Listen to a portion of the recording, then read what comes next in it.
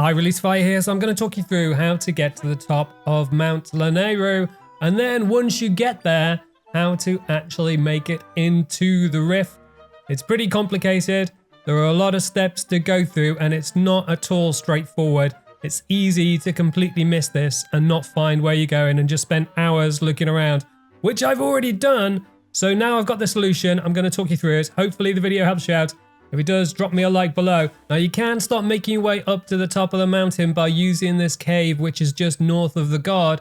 However, there's a quicker way to get to the top and it'll save you a lot of time. And it's to use one of these guys. They're called crawlchulas, and if you bind to them using try and then use R to follow, then you'll be able to climb the wall. If you haven't got a crawlchula yet, you should definitely get one. You can pick them up just south of the castle, and that will help you to get to the top. You can also repeat the process a number of times from this point. There are more caves for you to follow, but this is definitely the quickest process to use. Now you can carry on from Hebra Mountain and, like I said, use the caves. However, if you crawl on up from here, you'll avoid spending too much time in the cold. If you're not too sure how to deal with the cold, obviously you can brew yourself a smoothie, or you can just take out an Ignazole and bind to it using try, and that will keep you warm wherever you go. From this point onwards, you want to head north as if you're heading towards where the rift is on the map, and that will eventually bring you around to this cave. You can't crawl beyond this point. There's no way through, or at least I couldn't. Once you get through that cave, which is relatively easy to do, you'll get to the top.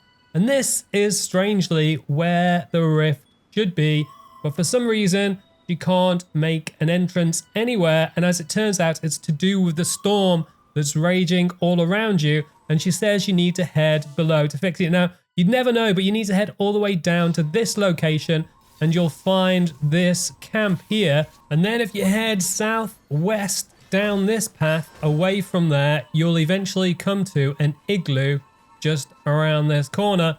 And instantly you're like, this has got to be the solution. You can see it on the map there, and as it turns out, it is. Once you get to the igloo, some Yeti-looking dude called Conde will arrive, who's lost his brother, but he'll let you go into the igloo to wait out the storm. Now, the storm doesn't just go all by itself. You have to do a few things inside his house to be able to make it go. You need to investigate different items. So firstly, there is the tools on the left-hand side just next to the Conde, and then there's the painting at the top.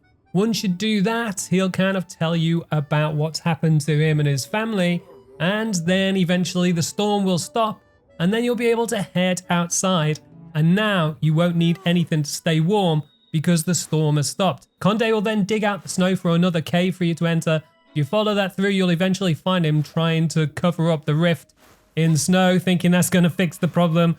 The good news is Zelda's got everything she needs. She just needs to head on over to the left-hand side, and if you head through this door, and then inside you'll find a mini rift. Now, this isn't the Mount Lanayru rift. This is just a mini one where you've got to find 5 different areas.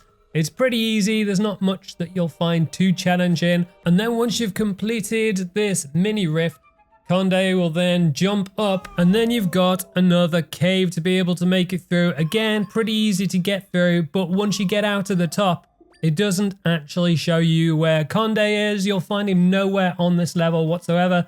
Instead, what you need to do is head back up, not quite to the top, but to the one that you went to earlier, the one on the second level down from the top.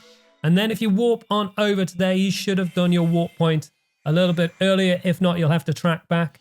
You'll find Conde, and also you'll find his brother, but his brother's acting really weird, and he just runs off again, or he jumps out of the way, and then Conde chases him down, and then again, you got to run after him and track him down, and again, he's not exactly where you think he's going to be. But then if you warp to the very top of Mount Lanayru, you'll see that the brothers have fallen out, which is a pretty good indicator that the brother is actually an imposter.